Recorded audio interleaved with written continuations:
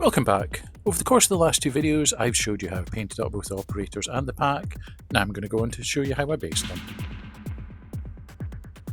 So included on the sprues for both factions, there's some little greebles that you can attach to the base, so I'm going to make use of most of them. I'm also going to 3D print a few little things. So let's get started with the operators. So to begin, I am separating the figures off from the bases. They come off relatively easily. There's a little bit of sticky residue on the bottom of the feet, and the bit where I super glued it might need filed down. But in general, they come off quite easily and the tape just peels straight off the base.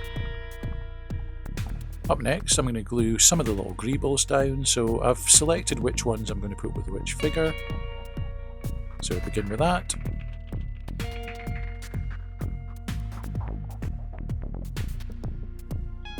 Next up, I'm going to show you how I made some of my modelling compound to put on the base. So I had some of this all-purpose filler, which I normally use. It's actually dried up quite badly. It's still usable, but it is quite clumpy. So I've decided to make my own compound and put it on the base. So I'm going to scrape off some of that.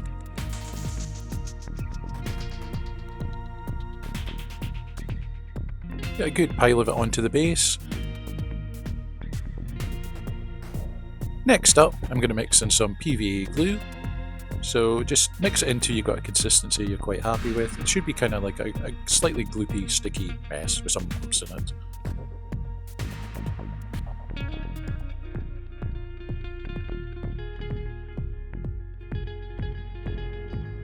Following that, I'm just using the cheapest black paint I could find, which works perfectly for this.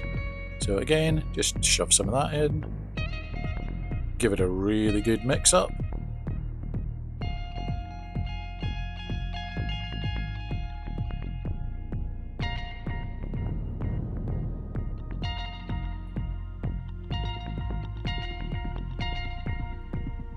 And then you're left with this grey sludge you can pop on the bases.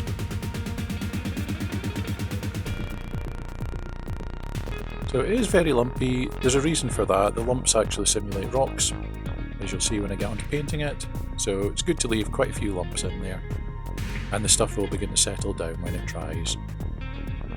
I did start by sticking the figures in just to get some base holes for the feet, but then I gave up after that. So that's all the base is done. As you can see, they dried quite hard. The PVA gives it a slight elasticity as well, and the lumps in it simulate quite good rocks. So this is a couple of examples of my operator ones.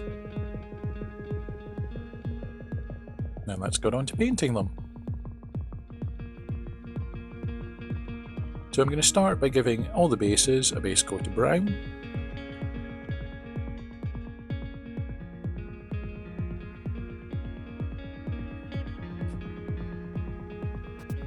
I'm going to be trying to keep these bases a lot lighter than I normally do, just so they stand out a bit differently from all my other ones. So paint all those. After you painted them, I'm going to use this crackle compound from a certain battle mace shop.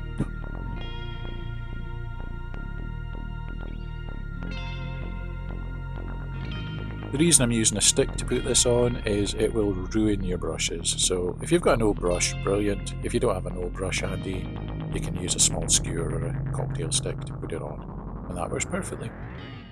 So once that's all on, you leave that to dry. Once that's dry, you get this really nice crackle, like dry mud effect. So after that's done, I'm actually going to do a heavy dry brush over the top of orange, just to distinguish them a bit. It gives a nice base to kind of a sandy, deserty, dry, dusty environment. So that's why I'm going with the orange for this one.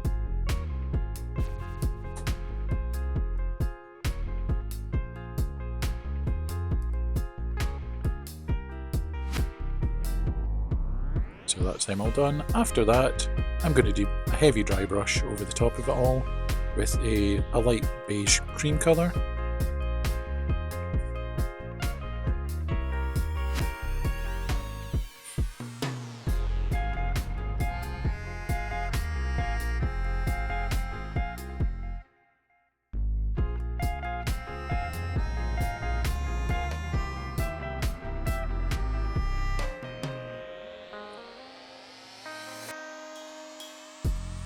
after I do the base dry brush, I'm going to go over the rocks again, do a a mid-grey colour for all the rocks and boulders.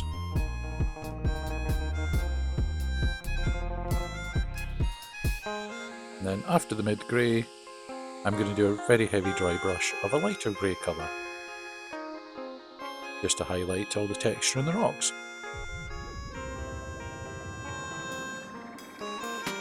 I would normally at this stage do a wash over my bases, but I've decided that I'm going to keep them quite light, so I'm only going to wash some of the greebles and things I'm putting on it. So after they're all done, I've gone on to detail all the little accessories and greebles and things. So this is an example of that. There's a little med kit, some jet now done. That's some rockets for a rocket launcher one.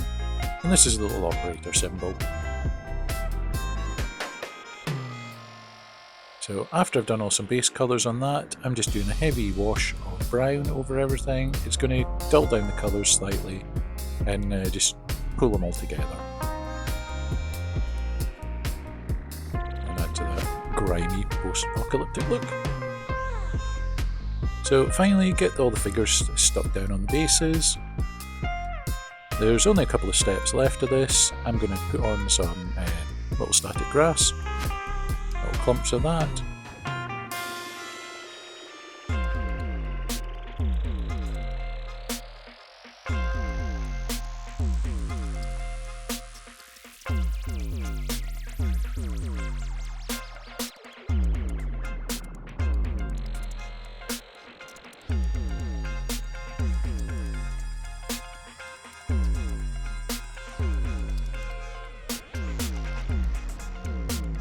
Then after you're happy with all the static grass, the most important part of the model. Yes. I always like to finish off by rimming my models black. If you'd like to comment below if you could use a different colour. It's a traditional colour for me. I know lots of people use brown, lots of blue. So how do you rim your models?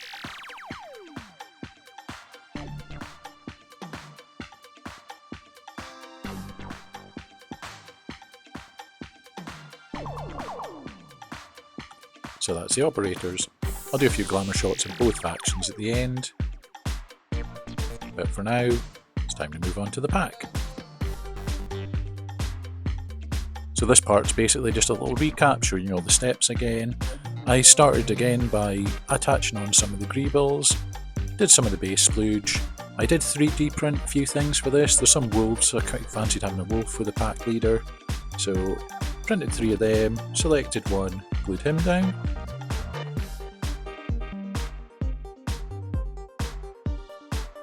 Up next I did the base coat of brown and attached on the crackle compound.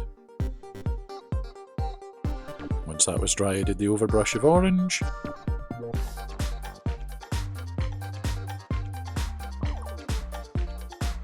And the dry brushes of grey and the beige colour to highlight the rocks.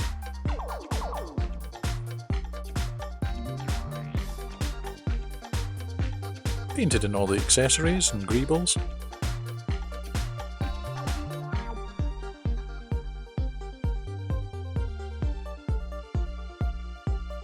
Did the brown wash over the top. I did go over this again with a few other colours just to bring back some of the colours because the pack are a lot brighter, and that's them stuck on the bases.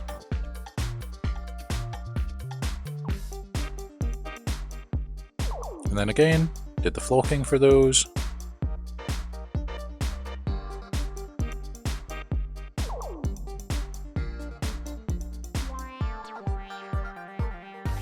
And finally painted the rims black.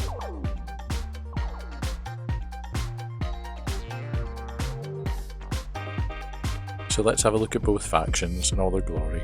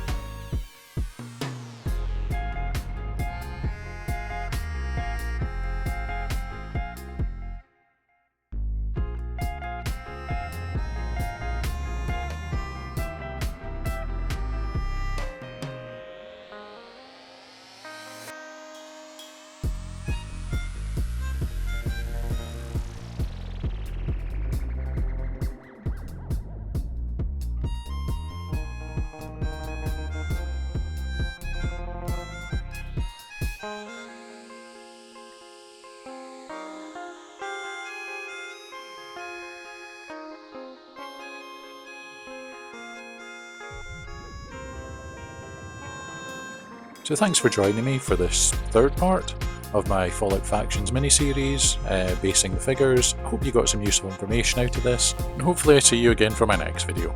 Thanks for watching!